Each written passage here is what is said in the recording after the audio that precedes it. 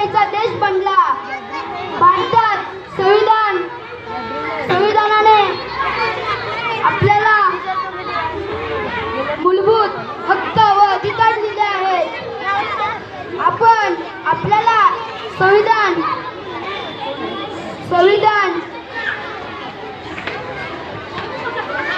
पुढे बोल. सहज विसरतो ना माणूस.